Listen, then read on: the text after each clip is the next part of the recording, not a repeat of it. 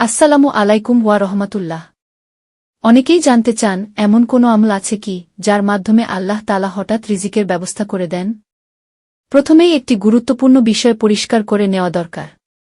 ইসলামে এমন কোনো নিশ্চিত আমল নেই যার ফলে বলা যায় এটি পড়লেই হঠাৎ অনেক টাকা চলে আসবে। রিজিক একমাত্র আল্লাহ তাআলার হাতে। তিনি যাকে ইচ্ছা, যখন ইচ্ছা, যেভাবে ইচ্ছা রিজিক দান করেন। তবে কুরআন ও সহিহ হাদিসে এমন কিছু আমলের কথা এসেছে যেগুলো আল্লাহর রহমত, বরকত এবং রিজিক বৃদ্ধির মাধ্যম হতে পারে।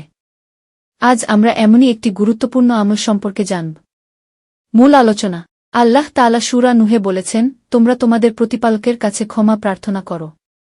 নিশ্চয়ই তিনি অত্যন্ত ক্ষমাশীল।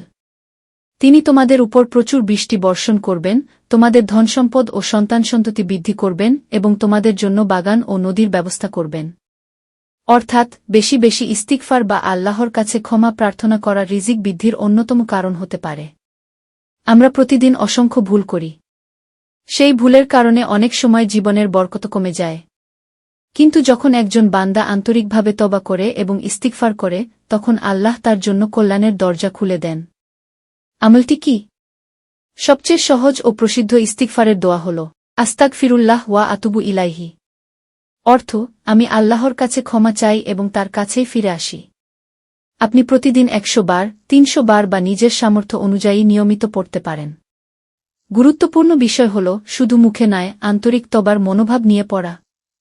এর পাশাপাশি 5 ওয়াক্ত নামাজ যথাসময়ে আদায় করুন, হালাল উপায়ে উপার্জনের চেষ্টা করুন এবং মানুষের হক নষ্ট করা থেকে বিরত থাকুন। কারণ শুধু দোয়া নয়, সৎ আমল ও হালাল উপার্জনের চেষ্টাও ইসলামের শিক্ষা। রিজিক বৃদ্ধির আরও কিছু আমল। রিজিকে বরকতের জন্য আরও কয়েকটি গুরুত্বপূর্ণ বিষয় হল আত্মীয়তার সম্পর্ক বজায় রাখা, নিয়মিত সদকা করা সামর্থ্য অনুযায়ী, ফজরের পর অলসতা না করে কাজের চেষ্টা করা, আল্লাহর ওপর ভরসা রেখে হালাল পথে জীবিকা অনুসন্ধান করা, সবসময় আল্লাহর কাছে দোয়া করা।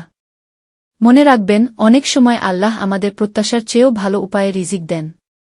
কখনো নতুন কাজের সুযোগ, কখনো ব্যবসায় বরকত, কখনো ঋণমুক্তির পথ, এসবও আল্লাহর রিজিকের অংশ।